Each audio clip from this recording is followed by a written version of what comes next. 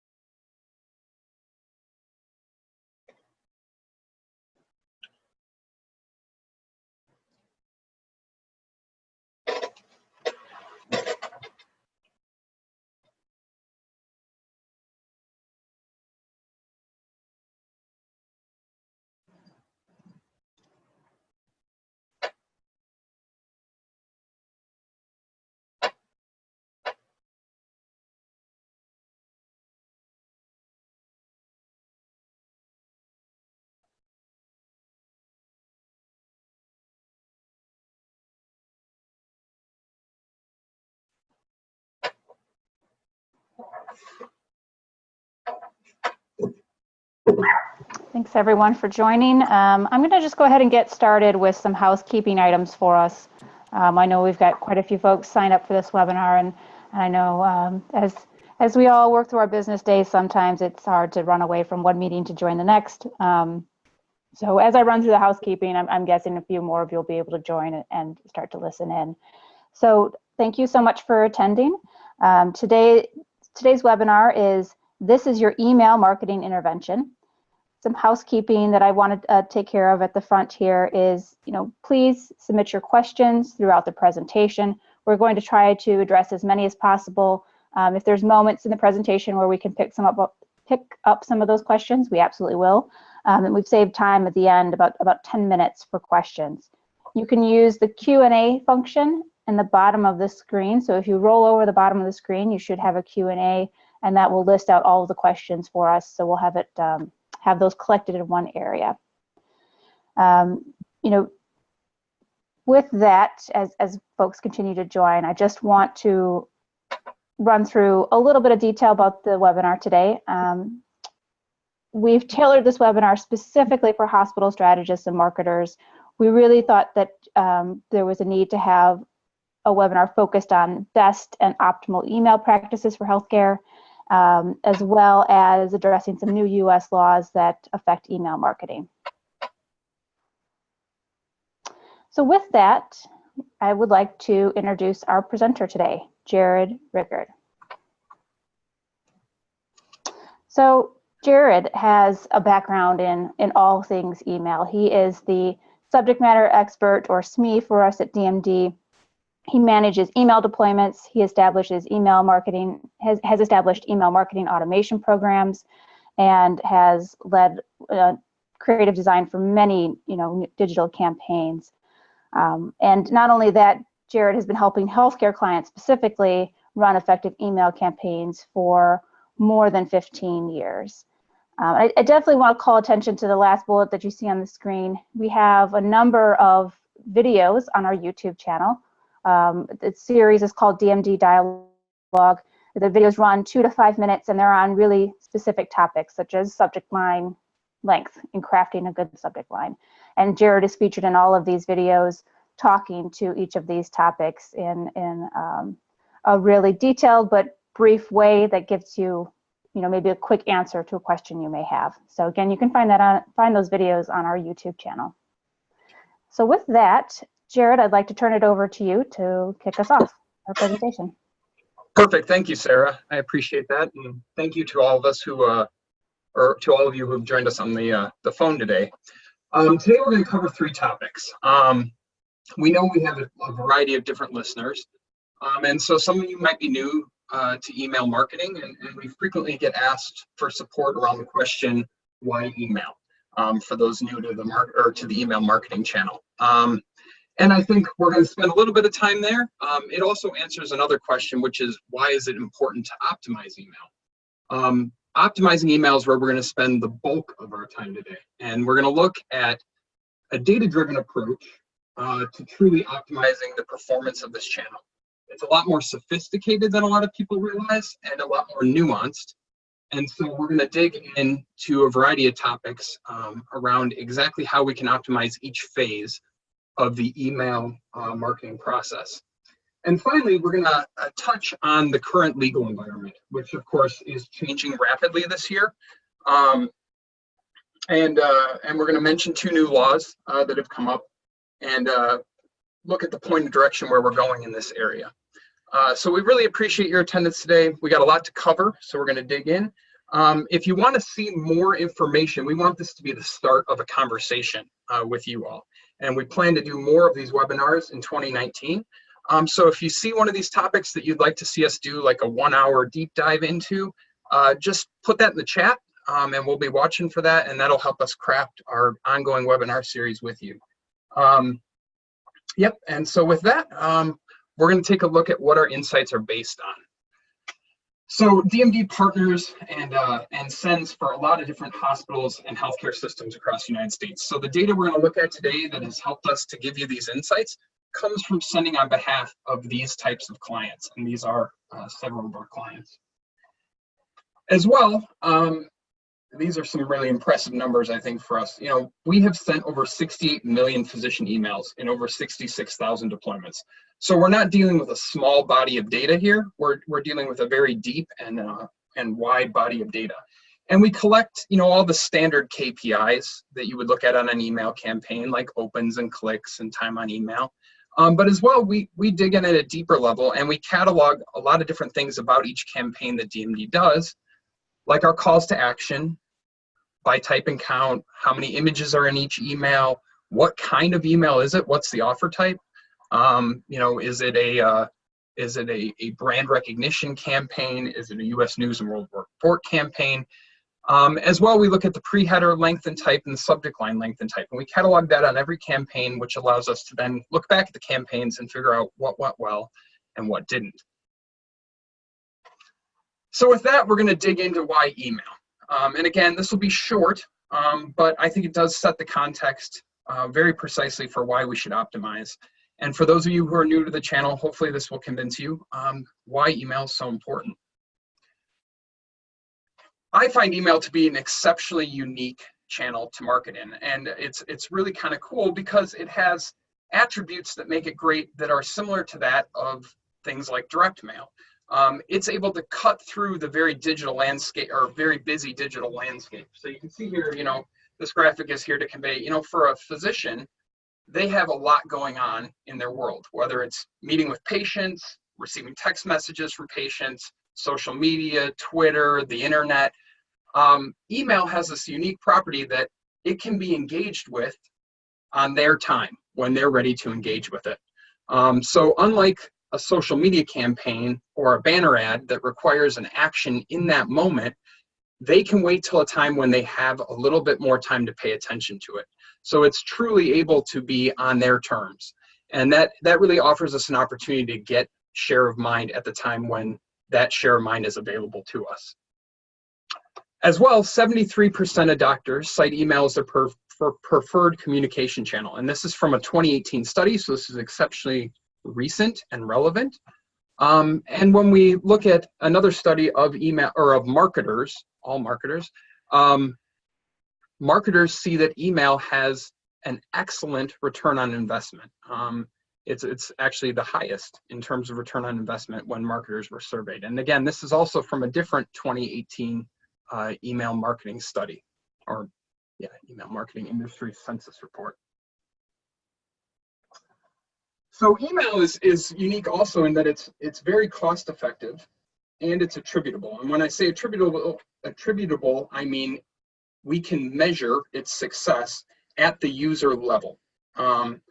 So when we look at some of the other things in this channel, direct mail is attributable in that we can measure it got delivered, but not necessarily that it got read or opened, or that anybody saw our message. On the flip side of it, you could have something like a billboard, which is not really attributable at all. It has a very wide net, can't really measure any difference in activity based on that billboard. Email is also very affordable. On a cost per send, it is exceptionally cheap compared to something like direct mail. So it has this really sweet spot of both being effective and cost effective and attributable.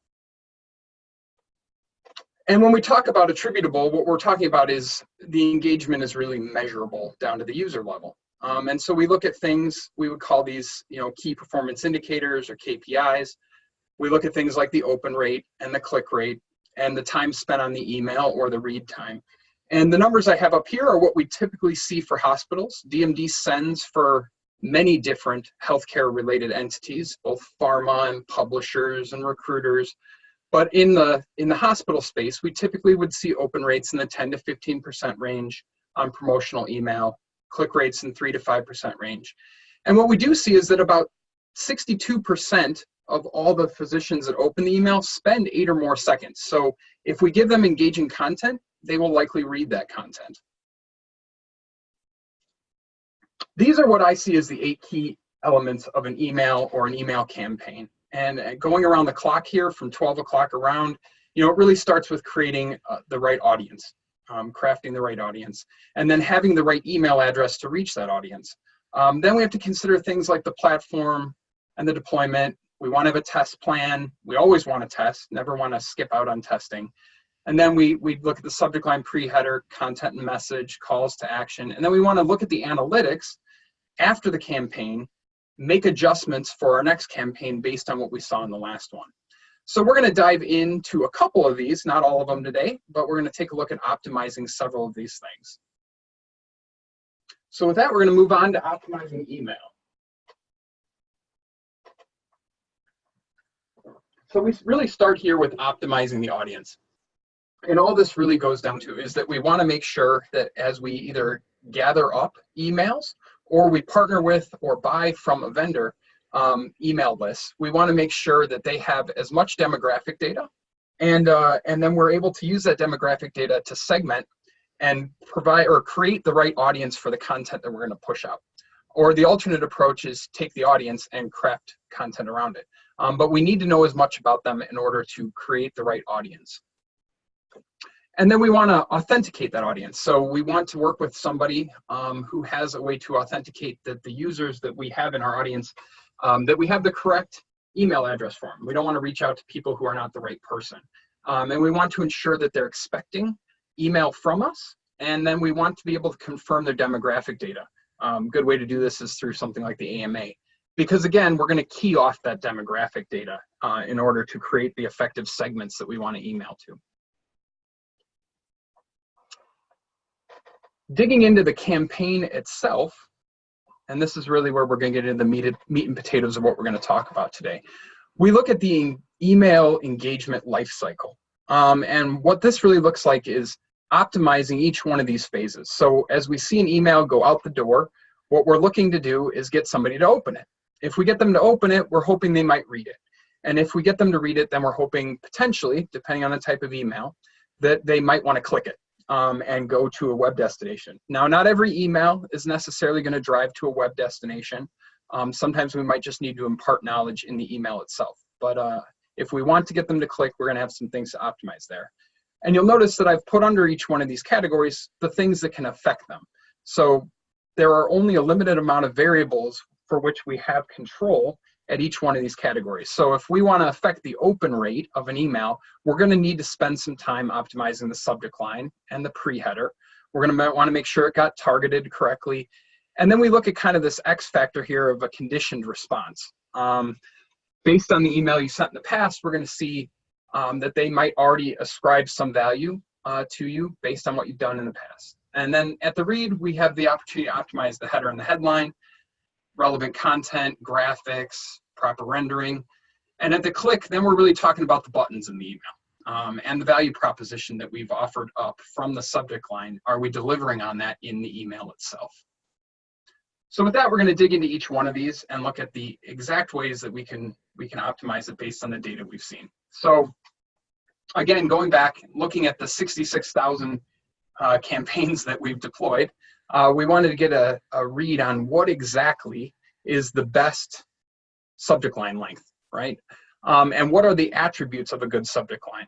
So what we need to do is we need to front load attention grabbing words into the first 45 characters of that subject line. The reason I say that is we're going to see that you don't always have control over how much of the subject line is seen, depending on where they're opening the email. And a lot of physicians are going to open their email, at least the first time, on a mobile device, about 70%. We're going to want to personalize when appropriate, and I'll show you a little deep study that we did on the data that shows personalization has a positive impact on open rates.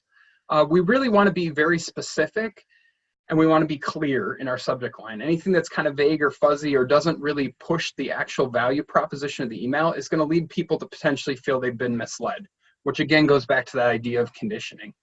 And we really want to incent them to take action. So we want to pose something like a question in the subject line, challenge them a little bit, or give them a directive that is very specific to what they're going to do in the email. If we're looking to optimize for opens, 37 characters is the optimal open rate. If we're looking for the best read rate, 55 characters is the best character limit.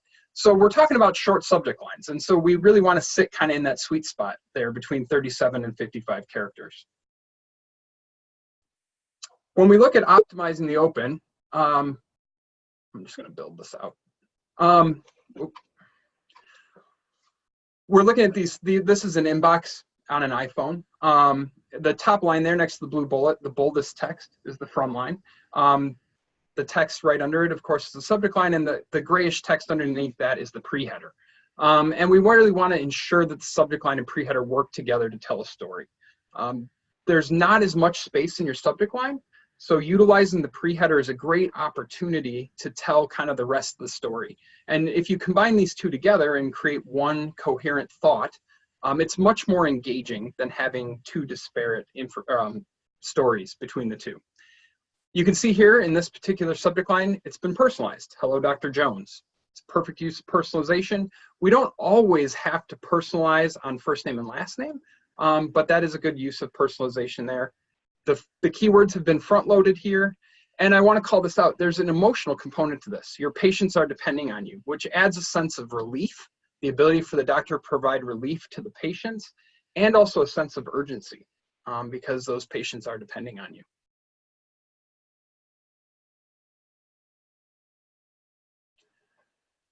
When we look at personalization, again, we dug very deeply into these campaigns that we have done.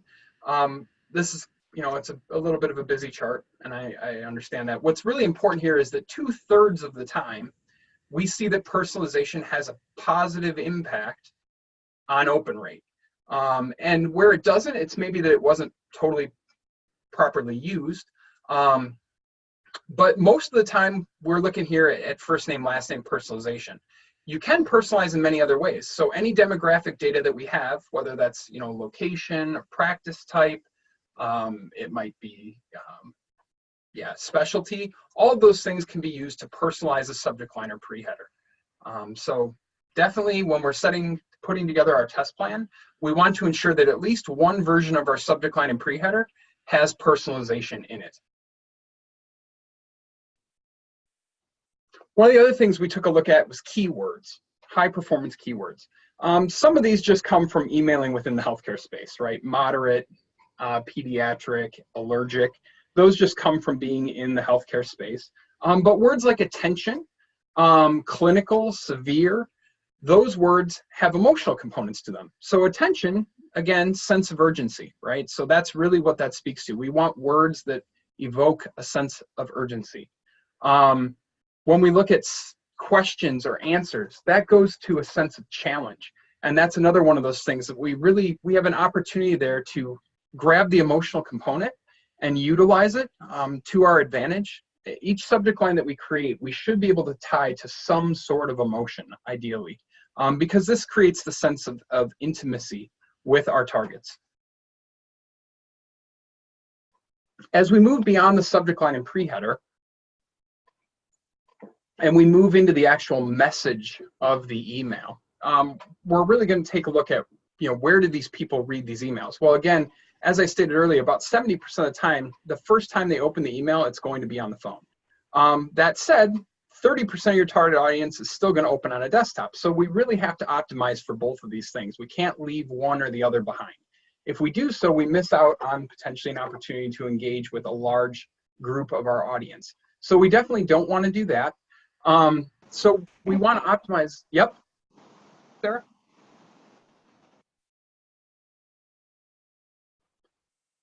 So we want to optimize for the preview pane. The reason being is that we know that doctors' days are very busy, and potentially they're not going to have a lot of time to spend with your email. And a lot of the HCPs we see are going to end up just spending a few seconds with your email, which means they're probably going to engage with it in the preview pane, at least initially.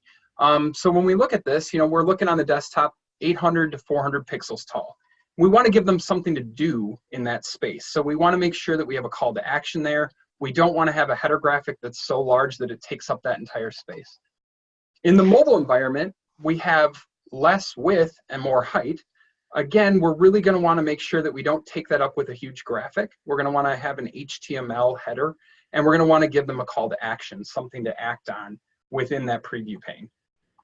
So Jared, you would always recommend having versions for both mobile and desktop at you know, where it makes sense, just for the better experience of the end user. Is that correct?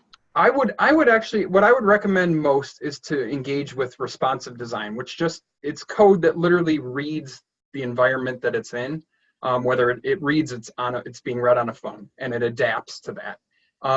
At its best, sometimes those two emails, the desktop version and the mobile version, share very little in common other than the text content. So graphics will move around on the page, they'll stack up, the calls to action might move around. It's a little bit more work for whoever's coding the email, but it's well worth doing in terms of providing the optimal experience, because as we'll talk about in a little while with conditioning, if we give somebody a poor experience in either one of these places, they're going to remember that for next time, you know, in terms of what you've sent them in the past. So we want to make sure that we've optimized for both totally. Great, thank you. Mm-hmm. So digging into that. So one of the things DMD does, as well as cataloging all of the information about every campaign, is we actually render test every campaign that we're going to send before we send it out. And that gives us a lot of opportunity to work with our clients back and forth to make some changes or edits. And so I've got one here that we worked on in terms of optimization, and I put it up here really because we can discuss some of these things that we optimize.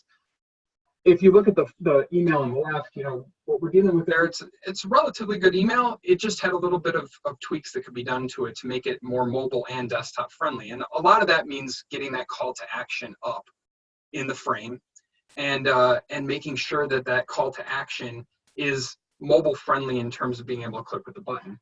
As well, we want our text to be larger. We'd rather have shorter emails with less text and larger text for the phone. And we want to drive all our CTAs kind of one place. We'll talk about that in a little bit. But we want them to have a variety of different ways to engage with that end destination. The other thing we always want to be taking a look at here is we want this thing to be free of any rendering issues. So if code's not perfect, we potentially are going to have some rendering issues where things are going to move around on the page when we didn't intend them to. So this is really where we would optimize to make sure that the code renders perfectly on every platform. And that's something we always want to be thinking of. Again, responsive design goes a long way to ensuring that. We also want to consider image blocking. So where we're still engaged with people on the desktop, frequently that's going to be Outlook. As well, Yahoo and Gmail still block images in some cases. So we want to ensure that the email is built with the thought process of the images not being there initially. We want an email to be able to stand alone, whether the images are present or not, and we want all our calls to action to be actionable, whether images are there or not. What that really looks like, again, is making sure that we have large HTML header text.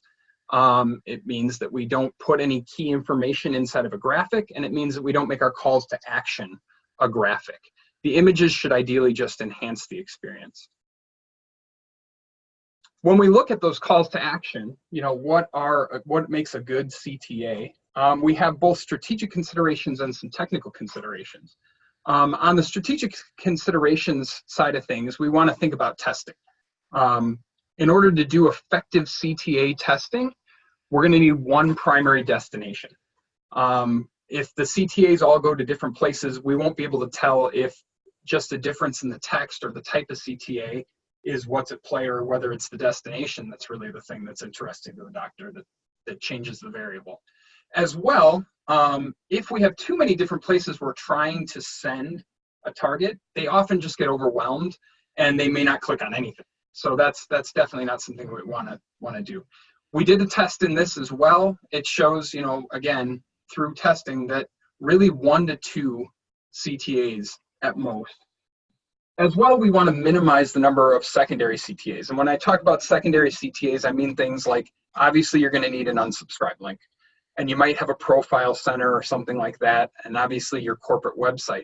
But if there's any other additional secondary CTAs that are not a requirement, it's better just not to put them in the email. So unless it's absolutely required, I recommend not using it. From the technical consideration standpoint, again, here we have to really think about things from a mobile-first standpoint. Our calls to action need to be a contrasting color. They need to be bold. They need to be easy to click with the thumb. The reason for this, again, is that when we look at the phone, which is what most people are going to engage on, there's no rollover state on a phone. So, if we look at the mouse, and when you mouse over a call to action in a desktop email, it's very obvious that it's clickable. On the phone, that's not the case. So if we're thinking about that user that's on the phone, we want them to be able to know where our calls to action are. We don't want them to have to hunt for any calls to action. We want to center this thing. If any and all buttons and calls to action should be centered right in the middle of the screen. The reason for that is, again, a lot of people engage on the phone while they're holding their phone in one hand. And if we were to say left align a button for a right-handed user, they have to reach all the way across their phone in order to click on it. And we want them to be large, as I said, kind of large and bold. The reason being, we don't want people to ever have to zoom in order to click on the call to action. As well, that's why we optimize the text up to a larger size. We don't want people to zoom in and out on the email.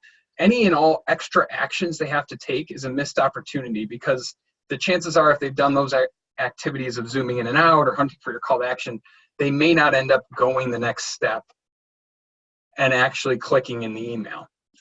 We don't want to crowd these things with content.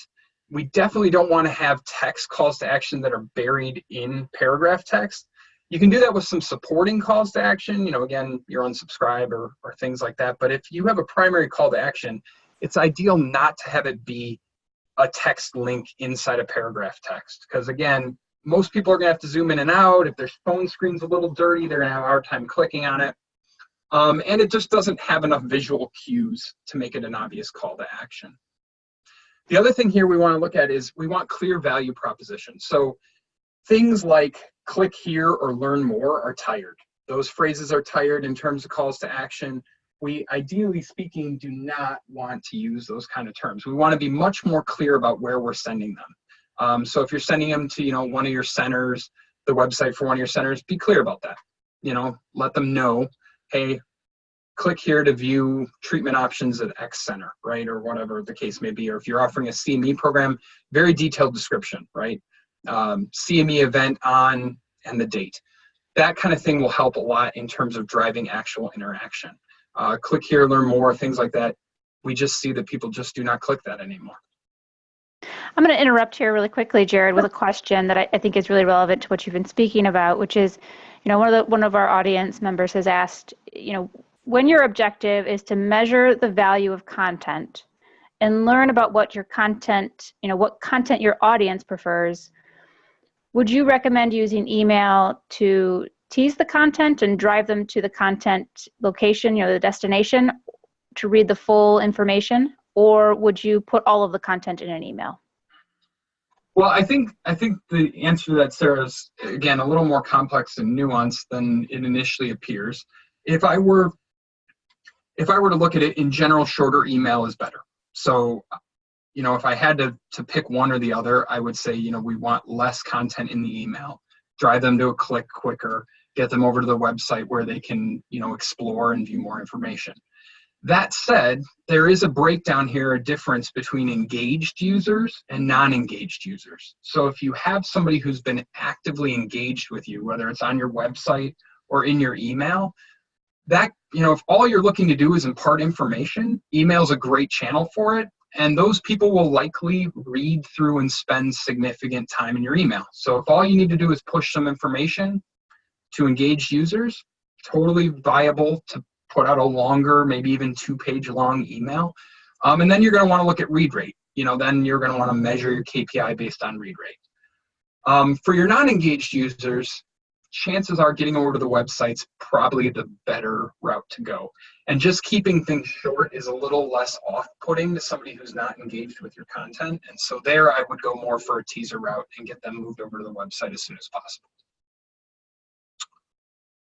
Thank you. Yeah. So, what does a good CTA look like based on what we were looking at on the last page?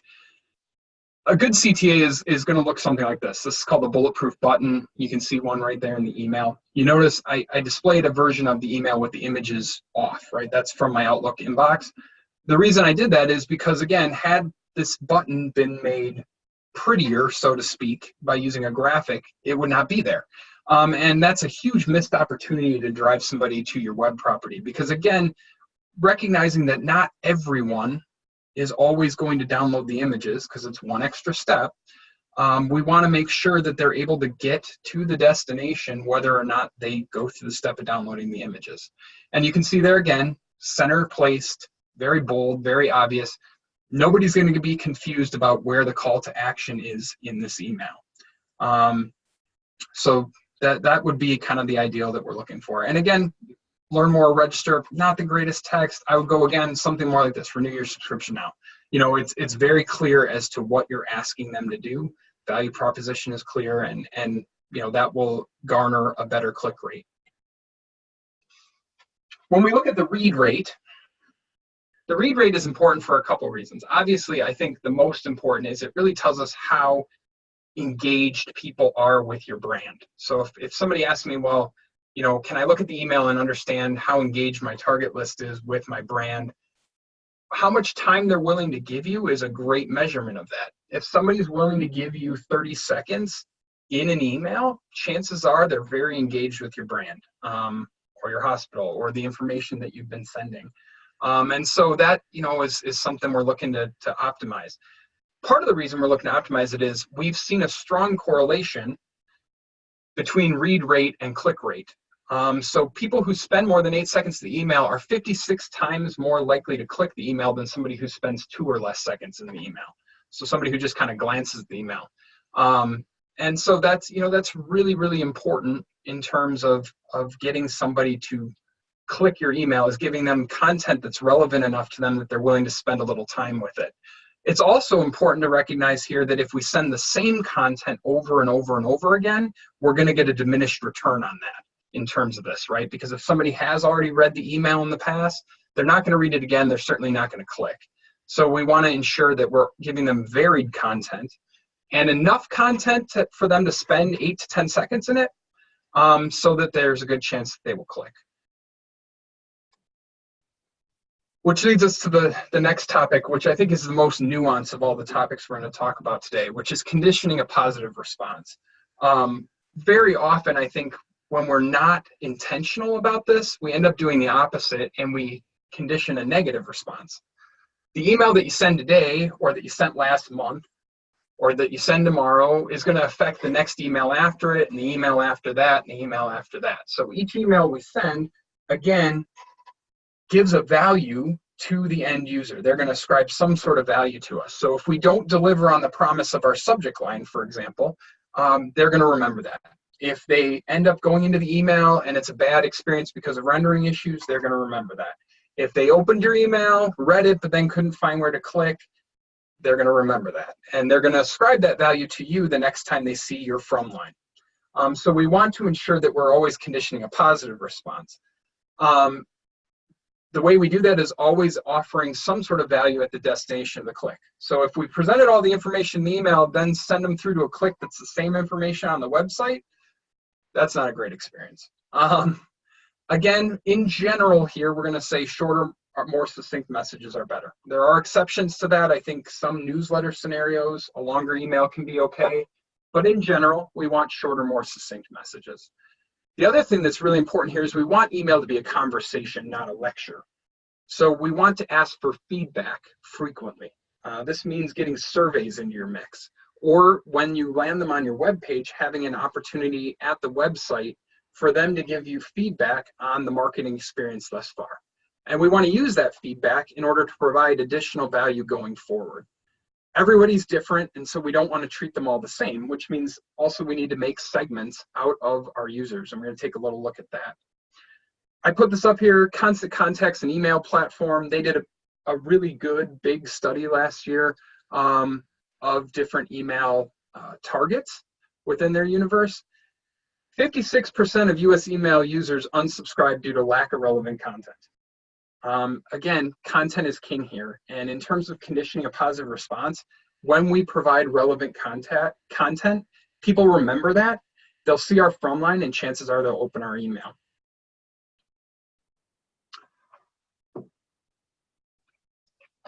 So we were talking a little bit there about segments, and kind of taking the learnings that we get out of our email campaigns and doing something with it. One of the most basic segments we can create, and I think it's an exceptionally important step, maybe even the best first step out of all of this, is to create segments out of your engaged audience and your non-engaged audience, and to send to them differently. Each one of them needs something different from you. So your engaged audience is much more willing to listen to what you have to say. And we want to always keep them warm so that when we have something to say, they're ready to hear it.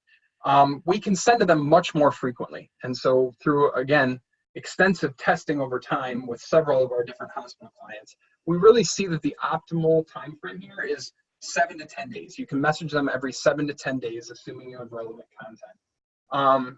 You don't really want to go much beyond that 10 days. People start to get a little cold, or you may no longer be top of mind.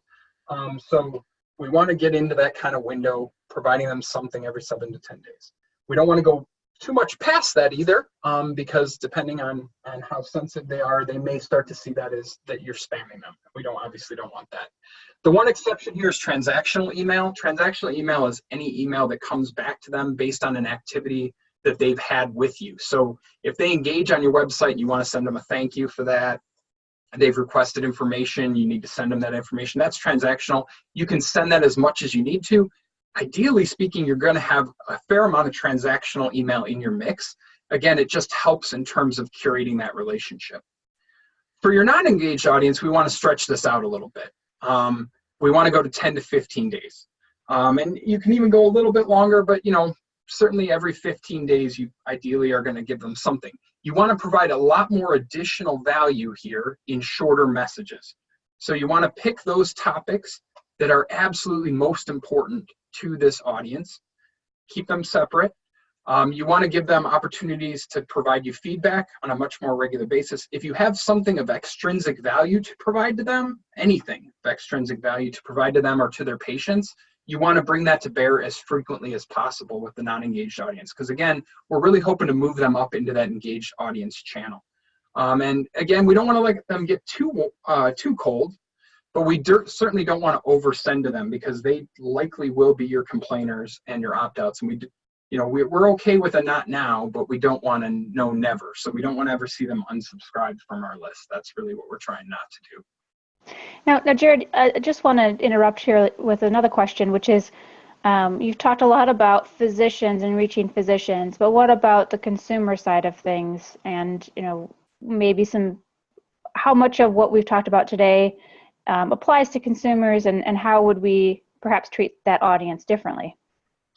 Yeah, I mean, the consumer market, is very similar. So the bulk of what we talked about from a best practice standpoint today with regards to subject lines and pre-headers, all that applies directly to the consumer space, Sarah. With regards to this cadence aspect of things, with the consumers, you need to have more transactional email. Again, most of the time with consumers, you're going to be reaching them at their personal email address, Yahoo, Gmail. They're going to be looking for a lot of transactional email in a consumer environment. As well, you definitely want to keep your messages much shorter. Looking at what's in the inbox around these emails is kind of important to understanding how likely you are to get an open or a click, right? So in an HCP's inbox, you're going to have some retail email. So again, we really want to, optimize that subject line pre-header to look and compete in that space. But they are used to receiving longer content. That's just kind of comes with the territory. With consumers, not so much. A lot of retail emails are very, very brief. And so you're going to want to consider that in terms of engaging with them in that way. As well, I would, on the non-engaged audience side, on the consumer side of things, I would stretch this out even further. 15 to 20 days would be probably more optimal in that space. Great, appreciate it. Yep. So as we look at, email resources, there's additional resources Sarah mentioned earlier. You can visit dmdconnects.com. We have a lot of best practice ebooks about this. As well, we post a lot of blogs, and I write a lot about this topic, these topics, all these topics. We have enough content. We can do a lot more of these webinars, and hope to do so for you. So again, let us know what you're interested in. As well, you can visit our YouTube channel to look at our how-to email series. As well, we have, these DMD Minute series, which are just real quick hits on some of the key topics that we've discussed. Jared, before you move on to the next topic, I do have a question that I from the previous slide that I think is important to provide some clarity on. The question is, when talking about engaged audiences, does engaged relate to their engagement with messages or with your business? It's really engagement with messages is what I'm talking about here, Sarah. So these would be people who have opened, or they've read, or they've clicked. And again, before you even begin a campaign, I think it's important to remember or look at, what is the KPI I'm looking for, here? Am I looking to get people to read my content, or am I looking for them to end up on the website? So that might determine what we would call engaged. If ultimately you need them to land on a website, and having them read the emails not enough, that might be your definition of engaged. But for me, engaged means opened. That's really what we're looking for, because that means you have an opportunity, right? That person is at least willing to give you the time to open your message, and they're interested enough to engage you in some manner or another. That makes sense? I think that helps. Thanks. Okay, Thanks, perfect. Jared. Thank you. All right, so our final topic today, operating within the law. And this is a question we've been asked a lot as we engage with new hospital customers. How do I engage an email within the law? And it's a good question for a lot of reasons, because there continues to be a bunch of high-profile cases where this becomes a hot topic, right, in this space. You see the Facebook thing in the last year, right? So data privacy is a very hot topic at the moment, continues to be a hot topic. And we're going to take a look at a couple different laws. Starting with the oldest of them, CAN-SPAM Act of 2003, which really is the one that applies the most to email marketing. Since this one's been around a while, most of the requirements are pretty well known, and a lot of them have become best practices. So some of the highlights here, we don't want to ever fake who the sender is. The sender should be very obvious, and the content of the email needs to tie directly to the sender of the email. We don't want to use blatantly fraudulent subject lines. So not only is that going to condition a negative response going forward, but it's actually technically illegal. And we need to allow the end user to opt out at any time. And then one of the interesting nuances here is that anyone who sends on your behalf, you are actually legally responsible for. So if it's your content going out and you've engaged somebody to send for you, you're legally responsible for their actions. The next one, HIPAA. Obviously, I think you guys are probably very familiar based on the people who are on this call with HIPAA. When we go in sometimes to a hospital that hasn't done a lot of email marketing, they ask us about this. HIPAA does not really address email marketing per se. It really addresses the transfer of sensitive information, as you know, or personal health information. And any way we transfer that data, if it was emailed, then it would apply. But if you're going to email personal health information, you would need to make sure you're HIPAA compliant. We don't really operate in that way. We don't do any sending of personal information across email. And if you're just doing promotional email, I don't think there'd really be an instance where you would necessarily be sending personal information through email. So it really doesn't, in a marketing context, fall under HIPAA. The third one, and these last two are new. These are recent, they're this year. The first one's GDPR, which is a law that went into effect in May, and it has to do with email, any kind of marketing and use of PII. The bad news about this law is it mandates a lot of changes that affect us in email marketing. The good news about this law is it applies only to the EU and data housed in the EU. And so for a lot of you, I don't think you're probably emailing people that live in the EU, and I would imagine you're not housing data in the EU. So for a lot of you, it probably doesn't apply at all. For some of the big pharmaceutical companies we work with, obviously there is some application, and they ask us about it frequently. If you have additional questions on GDPR and how it might affect you, you can feel free to reach out to me or to us. We would be happy to have a deeper dive on that topic. The one thing it does do is it set a bunch of other things in motion, which is really why we come to this last one, which is the California Consumer Privacy Act, or CCPA, of 2018. California passed a law this last year in June, and this law applies only to residents of California. Now, I'm sure there's some of you on the call that potentially have facilities in California, and so this will apply to you. I'm not going to go into a ton of detail on it because it only does apply to California, but it does govern how you use data and how you provide opt-out and how you adhere to giving people preferences. The biggest thing it did, though, is it has sparked a greater conversation, because now you have a state law, which is going to go into effect in January of 2020, and you have some other state laws that are going onto the books in other states around the United States. And that is kind of the worst nightmare for marketers, to have each state govern this in a different way. And so what's happened is a lot of big high-profile companies are looking to try to get a national law passed in order to circumvent the fact that we would have to deal with state laws at each state level. And so if you want to talk further about this one, we're happy to discuss it. If there's any other questions on legal and the legal implications of this, we're also happy to talk about it. But I think it's suffice it to say that this landscape is changing. We are ahead of it. Our list meets the requirements of these things, and so we're confident that this will not change anything for us, but it certainly could potentially impact you. So with that, we're going to take questions. Thanks, Jared. If you do have questions, please submit them. You could use the Q&A function or the chat function, whichever's easier for you. But I do have one that I want to put forward here, which is, going back to the read rate, maybe this isn't a metric that everyone has. So how do you get the read rate on your email? Yeah, that's a great question, Sarah. For us, we utilize a company called Litmus. They are the key provider in that space. So they do a lot of different things. They offer render testing, but they offer a pixel that measures the read rate. Some email platforms already partner with Litmus, and so depending on the platform you're using to send, you might already have, Litmus capabilities to measure read rate. Otherwise, you would have to engage with them, pay the monthly fee and subscription, and then find a way to handle that data. All that we have already engaged at our sending platforms, and so we're measuring it all the time on every send. Great.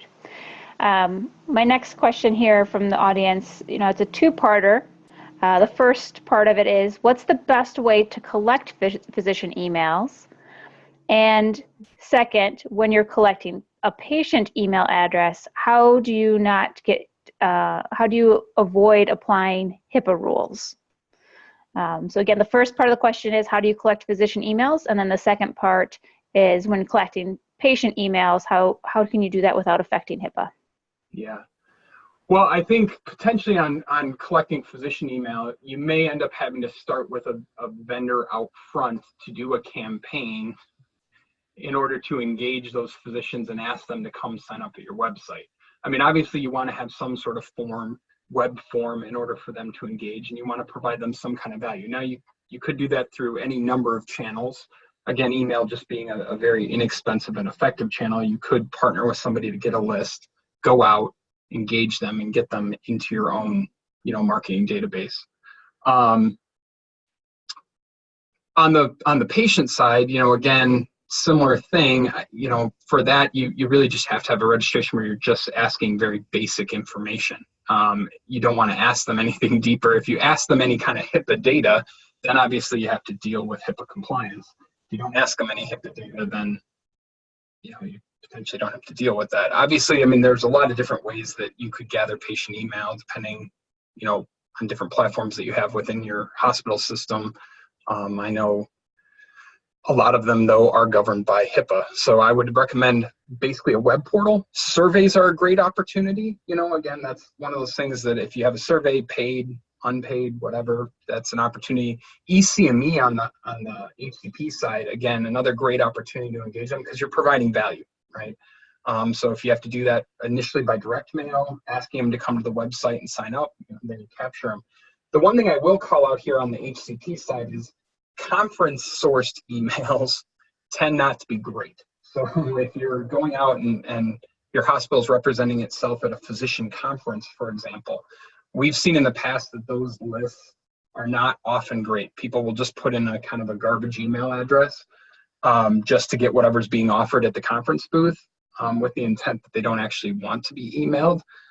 So, again, it's important potentially to, even if you have curated a list, if you've been reaching out through that list, to take a look at when was the last time that list was hygiened and updated. And again, still an opportunity where you might need to partner with somebody or hire somebody to do some list hygiene or purchase a list.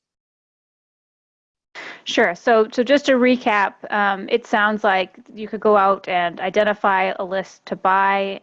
You could also go out, and maybe these things aren't necessarily mutually exclusive, but you could go out and have when you have a form or some kind of opt-in experience. And I think this calls back to CAN-SPAM, which you talked about earlier. Yeah. Some kind of opt-in engagement.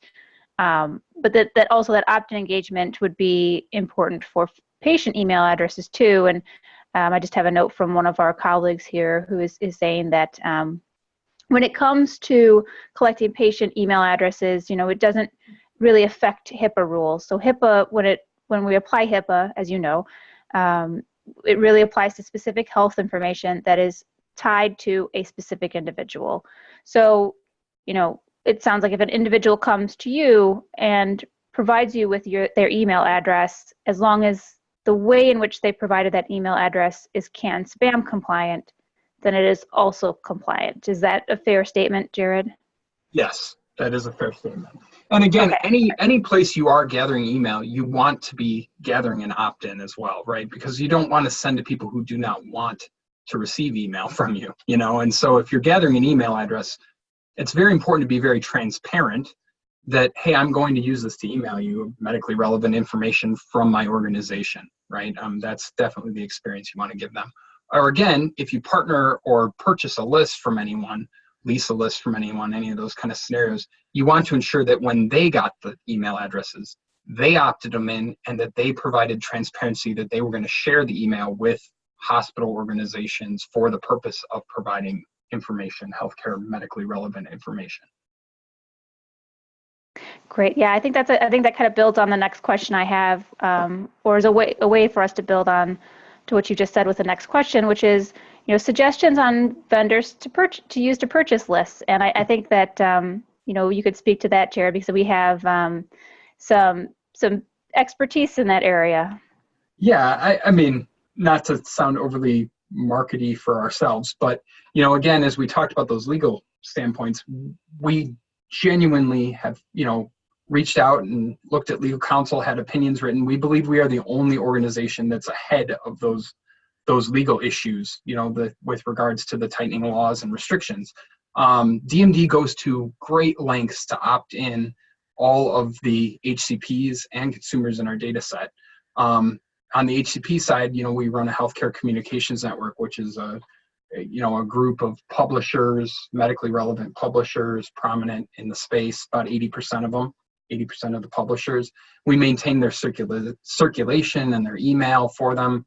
And we are very clear and transparent when gathering the email that, hey, we're going to use this to push you medically relevant content from us and other hospitals and pharma companies that's relevant to your practice.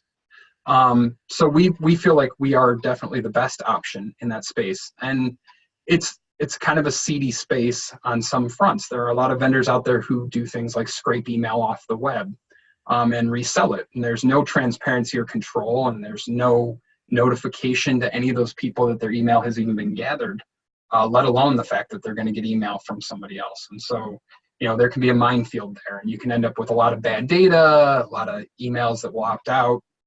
And that affects your reputation, in terms of being a sender. If you're doing your own email sending, if you're sending to a bunch of email addresses that hard bounce back to you or where people complain, that's going to affect your sender reputation and your ability to deliver any email going forward. So again, choosing the right person or right vendor to go to when getting a list or leasing a list is really, key to doing email marketing effectively. Absolutely. And I just want to call attention to something I've heard you've told me in the past, and that I know that we do, which is, we're continually updating and verifying our data. It's not a one and done situation for us. Maybe you could just add a little bit of detail about that for the audience. Sure. Yeah. So, anybody, whether, you've curated your own internal email database or you've partnered up with somebody, it should be updated daily. So DMD updates ours daily, right? We're processing any opt-outs immediately. We're looking at what the best email address is to get engagement. We shift around. We often have more than one email address for a physician. That maintenance every day, looking at things like soft bounces, hard bounces, and all the different conditions that can happen in email require immediate action. If you go too long, a week, 2 weeks, you start to see small problems. If you go months, you start to see really big problems. Again, hard bounces, landing in spam traps, different things like that. And so daily maintenance is kind of the trick to the whole thing, in my opinion. It's the only way to curate a good email list. And certainly where people lease from us, we push them an update every 2 weeks, which we really feel is that's about the limit. We don't want to go much past 2 weeks. Great. Yes. Thanks, Jared. I just want to make a note for all attendees. I just had a question about this too. We have recorded today's session. We'll send a link to the session to everyone who's been able to attend today, as get a copy of the slides as well. So look for that from us within a couple days following this event. So we'll get that out to you. I think that's all our questions at this time. I would put it out there though for the audience. You know, if you do have additional questions or you want to, you come back a couple days, you look at the recording and the slides again, and you have more questions, you know, you can reach out to us. Jared has his email address there. Our website is on the screen. You know, we're definitely in spaces on YouTube and LinkedIn as well. So you can find us a number of ways. So Jared, really thank you for your time and your expertise today. You know, I think the audience really, you know, we had very many good questions and a lot of participation. So we hope this was valuable to everyone today. And like Jared positioned earlier, if we can have your thoughts on what topics you'd like to see in the future, we'd love to expand on any of these items or more. Yeah. Thank you, Sarah. I appreciate it. And thank you all for attending. Again, I would love this to be a conversation back and forth between us. So please let us know, and we will prepare more content for you. Great. Thanks. Have a good day, everyone.